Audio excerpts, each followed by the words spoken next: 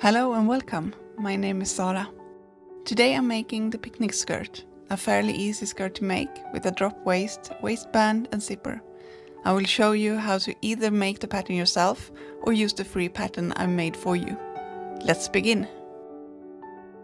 We will now make or download the two pattern pieces that are not simple rectangles. I've drafted these two pieces for you if you don't want to make them yourself. You find the link in the description.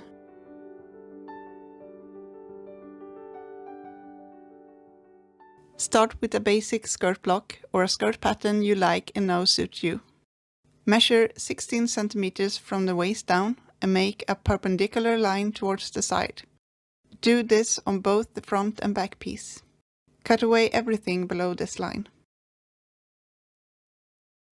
All pieces get 1 cm seam allowance added, except place on fold. You don't need any seam allowance there. As you can see, the darts are not cut, only marked. The waistband will consist of two long rectangles. Measure the waist of the pattern, but exclude the darts. This will be the width of the waistband. Make the height of the waistband 3 cm. Add seam allowance on all 4 sides. Cut 2 waistband pieces. For the lower skirt piece, take your hip measurement. This will be the width of the rectangle. Make the height 62 cm. Add seam allowance on all sides and cut 2 pieces. I have all of my fabric pieces. So here's the front and back upper skirt, 2 waistband pieces, and one of these pieces will get some interfacing, just like press on interfacing. And the reason for that is I don't want the waistband to stretch as I wear it, the skirt that is. And 2 lower skirt pieces. So this will get gathered and they are exactly the same. So one for the front piece and one for the back piece. As you may have noticed, the skirt will be quite tight and form-fitting in the waist. So I will need a zipper in one of the sides to be able to get in and out of the skirt.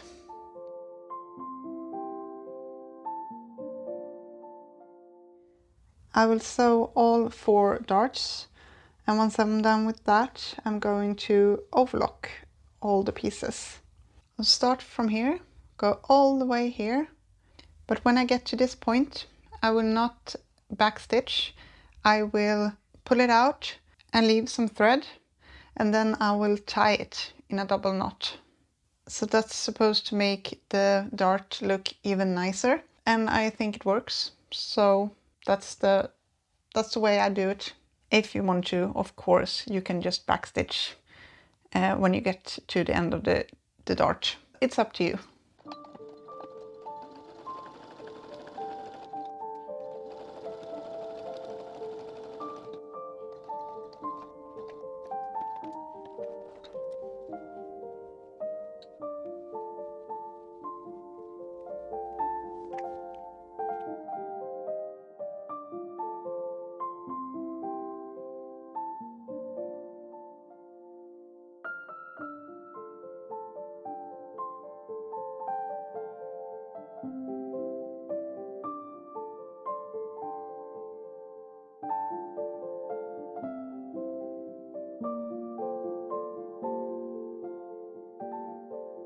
In most cases, I press the darts towards the back. This is the back piece, so therefore I press the darts towards the center back. Now it's time to gather up the 2 lower skirt pieces. So this one is supposed to be gathered, so it will fit to this one, and the other one should fit to the back piece. So this is the front piece. I see that because the darts are shorter on the front piece than on the back piece. So that's how I can separate them. So these 2 are exactly the same size and will gather up to exactly the same size. So they fit these 2 pieces. When you have sewn your 2 rows of gathering stitches, you will tug on the bobbin thread. You will pull the bobbin thread, and that's how you gather up the fabric. So to make you able to see the bobbin thread, I will change it to a pink thread, so it's clear what I'm doing. And when you're sewing gathering stitches, you need like a proper tail, so you have something to pull on when it's time to start gathering. So the last thing I do before I start sewing is change the stitch length. So I go as high as I can on my machine, which is 5 millimeters. And since I'll be sewing the skirt with 1 centimeter seam allowance, I try to get the gathering stitches to be on either side of the proper seam, the 1 centimeter seam allowance seam. So these, what I'm stitching now, I will remove that stitch later. And for it to be easier to remove that stitch, I want the gathering stitches to be above and under that stitch. So I start with about, I reckon it's about 5 millimeter seam allowance for the first stitch, or the first row. I have my tail here, my 5 millimeter stitch length, and then I just sew.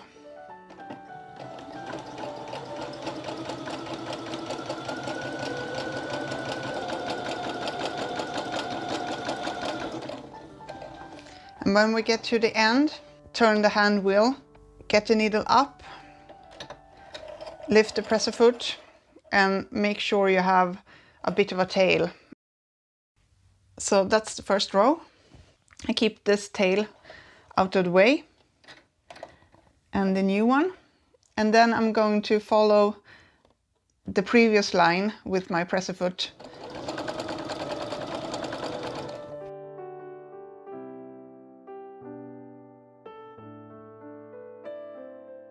Before I start pulling on the bobbin thread, I want to mark where the center of the piece is.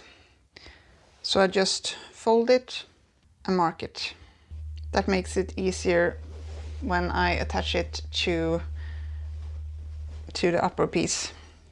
So I will mark the center front and center back on these pieces as well. So to gather the fabric, you will need to hold on to the bobbin threads, in this case the pink threads. I usually just try to hold them tightly and evenly, and start carefully pulling. And when I'm pulling, I'm also distributing the gathers evenly, so I don't get like a big bunch over here and nothing over here. So I just continue pulling. Now I need to place the two pieces right side together. This is the wrong side because we can see the pink thread. So this is the right side. This is the right side.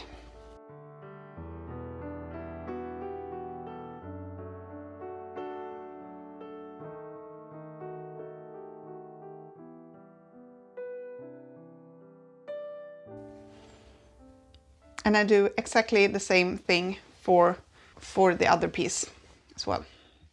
So I changed the bobbin thread back to black, and now I'm going to reduce the stitch length to my regular 2.5 millimeters.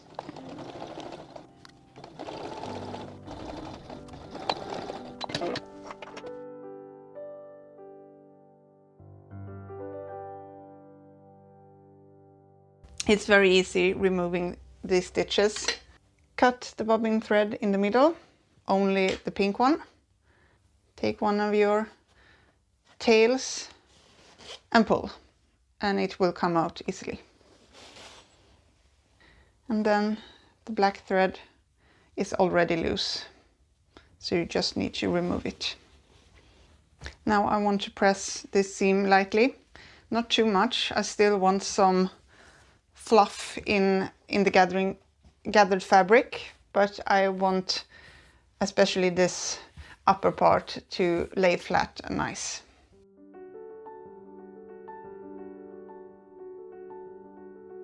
The gathering is done, and it's time to sew up one of the side seams. In the other side seam there will be a zipper, so I will simply place these two pieces right sides together and be very careful when I pin it so the pattern matches up as good as it can be.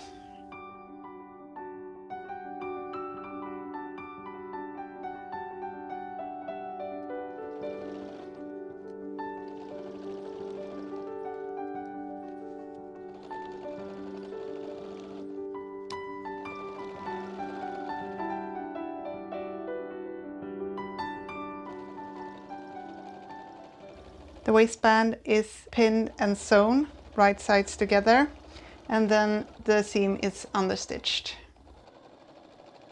So this is where we're at with the waistband, and it will be this side with the interfacing that will be visible from the outside. This part, the flimsy part, is the inside of the waistband. So what we'll do now is prepare it for sewing to the skirt. I fold the seam allowance of the inner part of the waistband 1 centimeter towards the inside and press. So now it's prepared, and the inside of the waistband will look as neat as the outside. Now we're gonna sew the waistband to the skirt, and to do that we need to know the halfway point of the waistband. So we just fold it and mark it with a pin. So this point will match up with the side seam, and now we just pin it to the skirt.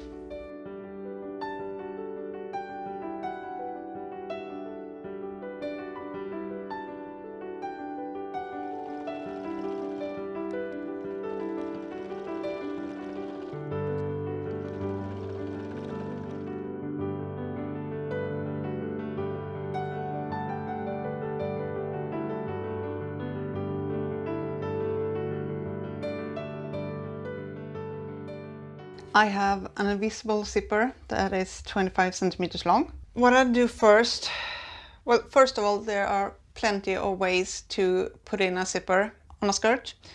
This is just how I do it. If you have a way that suits you, that you are comfortable with, then use that way.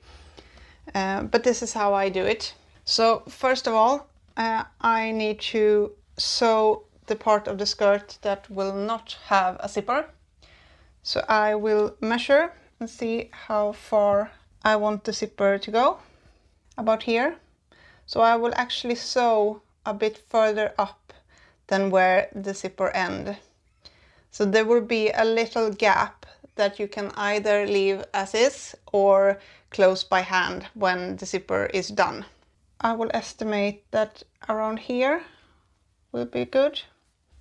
So I leave this portion open for the zipper, and I pin and sew the rest down to the hem.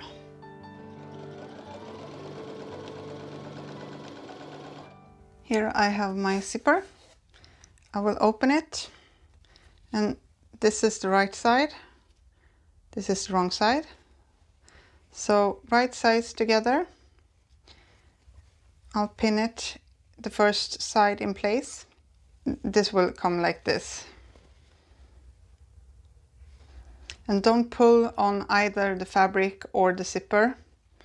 Just let it sit as it is, because otherwise you might end up with a wonky zipper if it's too tight either in the fabric or the zipper. There are presser feet for invisible zippers, but I don't have one of those. I only have a regular zipper foot. but I have realized I can manage with a regular. So I will stitch 2 rows. The first one just to get it sewn, and then the second one to get really, really close to the zipper teeth.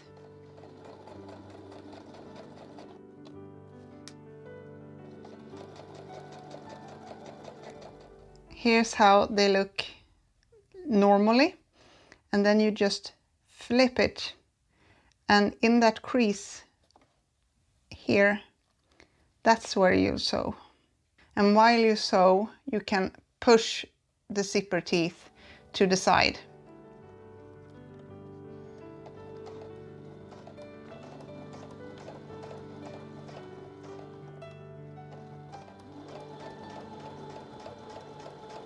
And here comes the tricky thing. We need to do exactly the same on the other side of the zipper. So some of the important parts that we need to mark are the seam over here. So we'll just put a pin there so we know that here is where this seam needs to go. And then, well, we can do the same up here with the waistband. And now, without removing the pins, we need to open this up.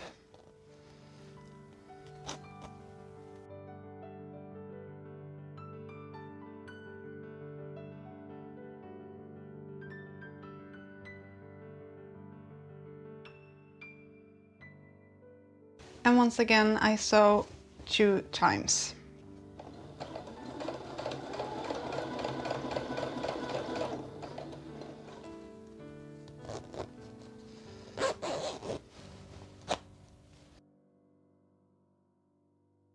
Can't really see there's a zipper there, and that's what we want.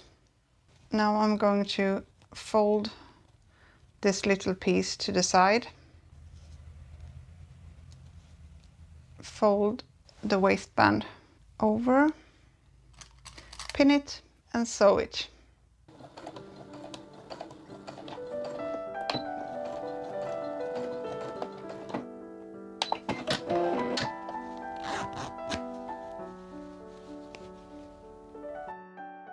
I finish the waistband by folding it over, pinning it, and then I'm going to stitch in the ditch.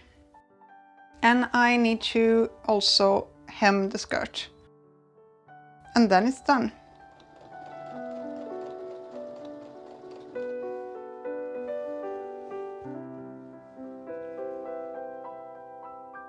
I hem the skirt by folding the hem 1 centimeter twice and then sewing close to the edge.